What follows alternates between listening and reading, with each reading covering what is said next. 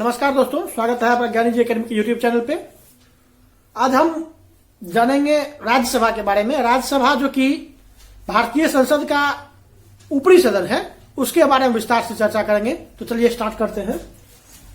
राज्यसभा जो कि भारत के संसद का ऊपरी सदन है, वो एक अस्थायी सदन है। अस्थायी सदन होने का मतलब ये हुआ कि वो भंग नहीं होता है। जैसे लोकसभा का प्रत्येक 5 वर्ष के बाद चुनाव होता है, वैसे परमानेंटली राज्यसभा भंग नहीं होता है। जैसे 5 वर्ष पर लोकसभा भंग होता है। जो टोटल मेंबर ऑफ राज्यसभा है वो 250 मैक्सिमम हो सकते हैं। वर्तमान में 245 हैं, जिसमें से 233 जो हैं वो चुने हुए प्रतिनिधि आते हैं और 12 मेंबर जो हैं वो राज्यसभा में जो राष्ट्रपति हैं उनके द्वारा नियुक्त होते हैं, जो अपने क्षेत्रों में विशेषज्ञ होते हैं। जैसे कि साहित्य, कला, विज्ञान, है ना, या फिर किसी खेल में जो पारंगत व्यक्ति हो, जिन्हें बहुत ज्यादा विशेषज्ञता हो, उन्हें 12 व्यक्ति को डायरेक्टली मनोनयन किया जाता है। इसके पीछे उद्देश्य ये होता है कि जो विद्वान व्यक्ति हैं उन्हें चुनाव के झमेले के बिना उन्हें राज्यसभा में भेजा जाए, ताकि यदि कोई कानून पास हो तो उनकी विशेषज्ञता का लाभ लिया जा सके। इसलिए जो है 12 व्यक्तियों को राष्ट्रपति डायरेक्ट मनोनयन करते हैं। जो राष्ट्रपति की चुनाव प्रणाली है वो अनुपातिक प्रतिनिधित्व के आधार पर एकल संक्रमणीय मत द्वारा किया जाता है।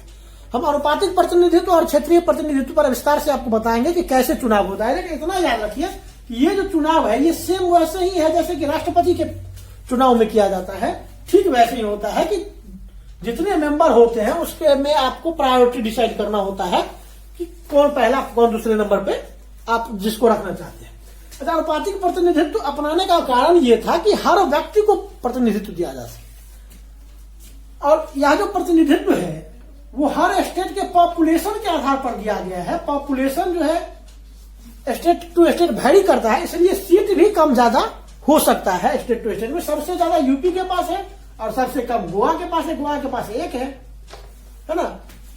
याद रखिए कि जो इसके चुनाव होती है राज्यसभा का, उसमें विधानसभा जो चुनी हुई विधानसभा है उसके मेंबर भाग लेते हैं। इसलिए ऐसा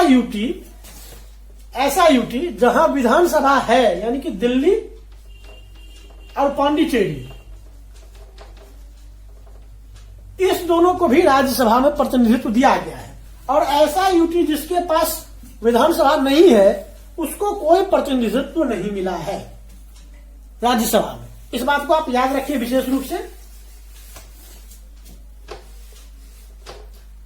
अब आपको लगेगा कि जब ये अस्थायी सदन है तब तो ये कभी खाली ही नहीं होगा।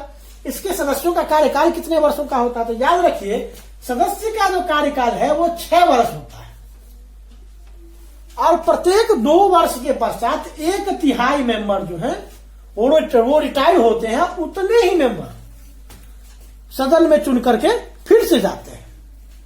पहली बार जब राज्यसभा का चुनाव हुआ था उसमें कौन सा मेंबर रिटायर होगा वो लॉटरी के आधार पर तय हुआ था। 1/3 सदस्य जो हैं वो प्रत्येक 2 वर्ष के पश्चात रिटायर कर जाते हैं। अब सवाल उठता है कि जो राज्यसभा मेंबर बनना है या राज्यसभा के सांसद बनना है उसके लिए योग्यता क्या है? 3 ही योग्यता विशेष रूप से ध्यान रखिए कि भारत का नागरिक हो, उम्र 30 साल पूरा कर चुका हो और लाभ के पद पर नहीं हो। कोई भी व्यक्ति यदि इन कंडीशन को पूरा करता है तो वो राज्यसभा के सदस्य बनने के लिए योग्य है। एक चीज पहले ये था कि जो व्यक्ति राज्यसभा भेजा जा रहा है जिस राज्य से, उस राज्य के निर्वाचन नियामक बली जो है या वोटर लिस्ट जो है उसमें उसका नाम होना जरूरी था। लेकिन अब ये शर्त हटा दिया गया है। इसलिए आप देखेंगे कि डॉक्टर मनमोहन सिंह असम से आए थे, मनोहर पर्रिकर जी गोवा से नियुक्त हुए, मतलब भेजे गए थे राज्यसभा। ठीक है। ठीक उसी प्रकार से बहुत सारा ऐसा पद है जो ऐसे मेंबर हैं जो दूसरे राज्यों से गए हैं लोकसभा में। ठीक है। अब राज्यसभा के जो प्राधिकारी होते हैं जिनके ऊपर राज्यसभा को चलाने की जिम्मेवारी होती है उसके बारे में जानिए। राज्यसभा के 2 पदाधिकारियों के बारे में ध्यान रखिए। पहला जो है राज्यसभा के सभापति और दूसरा जो है उपसभापति।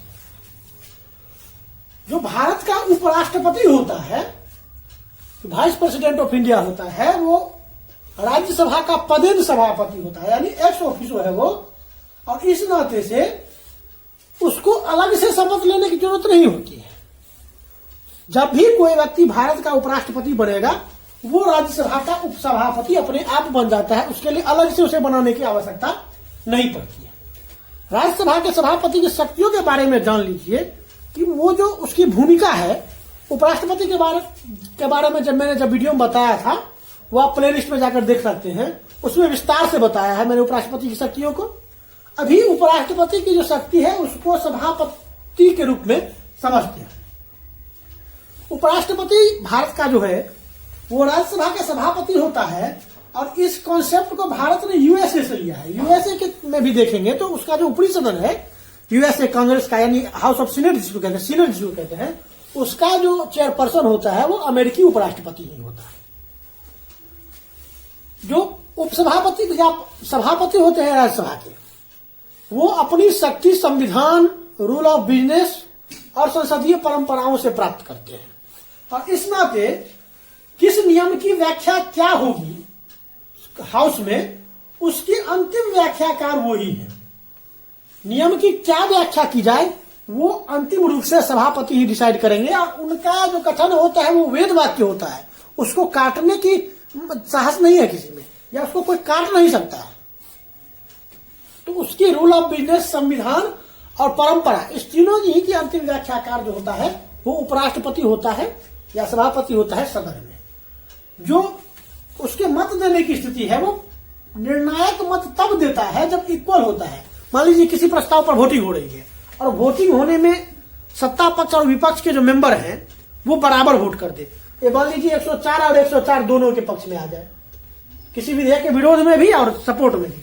ऐसी परिस्थिति में उनके पास यह निर्णायक मत है, वो जो है अपना मत देते हैं, और वो जिस पक्ष में मत देंगे वही फैसला होगा, है ना। क्योंकि उनका जो मत होता है वो निर्णायक होता है, वो जिस पक्ष में निर्णय दे दे उनके पक्ष में वो चला जाता है। एक चीज और समझ लीजिए कि उपराष्ट्रपति को हटाने के लिए अलग से कोई विधि नहीं दी हुई है जो सभापति को हटाने के लिए है। उपराष्ट्रपति को हटाने के लिए जो विधि है संविधान वो तो है ही। उसमें क्या होता है कि जब उपराष्ट्रपति को हटाने का कोई विधेयक या कोई प्रस्ताव सदन के समक्ष विचाराधीन होता है तो वो जो है तो पीठासीन पदाधिकारी के तौर पर कार्य नहीं करते हैं, यानी उनकी अनुपस्थिति में जो उपसभापति हैं, जब उपराष्ट्रपति को हटाने संबंधी कोई प्रस्ताव सदन के समक्ष विचार के लिए लाया जाएगा तो उस समय जो सभापतित्व होगा वो उपसभापति महोदय निभाएंगे, ना कि भारत का उपराष्ट्रपति निभाता है। जो राज्यसभा के सभापति होते हैं यानी उपराष्ट्रपति, उनको संचित निधि से वेतन दिया जाता है और भारत की संसद तय करती है कि कितनी तनख्वाह उनको दी जाए। बाकी इनकी शक्तियां और क्या क्या होती हैं और उपराष्ट्रपति वाले वीडियो में जाकर देख सकते हैं। अब राज्यसभा के सभापति वो हमेशा सभा के संचालन के लिए मौजूद नहीं रहते हैं, तो इनकी अनुपस्थिति में एक उपसभापति होते हैं जो कि सदन की कार्यवाही चलाते हैं। याद रखिए सामान्य तौर पर उपसभापति को कोई पावर नहीं है, सामान्य में कोई पावर नहीं है, और वो बिल्कुल वैसे ही है जैसे सदन का अन्य मेंबर होता है। उनकी पावर प्रारंभ तब होती है जब सभापति नहीं होते हैं हाउस चलाने के लिए, और जब उपसभापति सभापति के रूप में कार्य करते हैं या सदन चलाते हैं तो उपसभापति उन सभी शक्तियों की भूमिका, उन सभी शक्तियों को कंज्यूम करते हैं जो कि सभापति को मिला हुआ है, चाहे वो संविधान से मिला हो, रूल ऑफ बिजनेस से मिला हो या संसदीय परंपरा से मिला हो। ठीक है।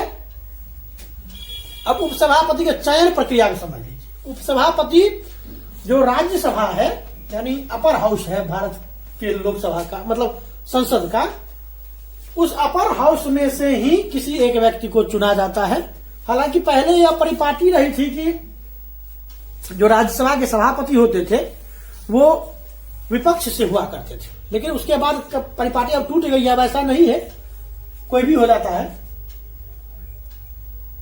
अब जो राज्यसभा के उपसभापति होते हैं ऐसा नहीं है कि वो रिस्पॉन्सिबल होते हैं उपराष्ट्रपति के प्रति या उपराष्ट्रपति के अधीन कार्य करते हैं, नहीं, वो सदन राज्यसभा के प्रति जिम्मेवार होते हैं और वो स्वतंत्र रूप से काम करते हैं। ऐसा नहीं है कि वो रिपोर्ट करेंगे उपराष्ट्रपति को कि हम क्या कर रहे हैं, ऐसा नहीं है। वो राज्यसभा सचिवालय को अपना सारे कार्य की जिम्मेवारी मतलब सभापति की उपस्थिति में निभाते हुए उनकी सारी कार्यवाही जो है राज्यसभा सचिवालय संभालता है और उपराष्ट्रपति को रिपोर्ट करने की जरूरत नहीं है। वो केवल जो राज्यसभा है उसके प्रति जिम्मेवार होते हैं और सामान्य रूप से इनके पास कोई शक्ति नहीं है। केवल ऐसी स्थिति में जब उपराष्ट्रपति अवेलेबल नहीं हो तभी वो सदन की कार्यवाही चलाते हैं। तो राज्यसभा क्या होता है ये समझ गए होंगे आप।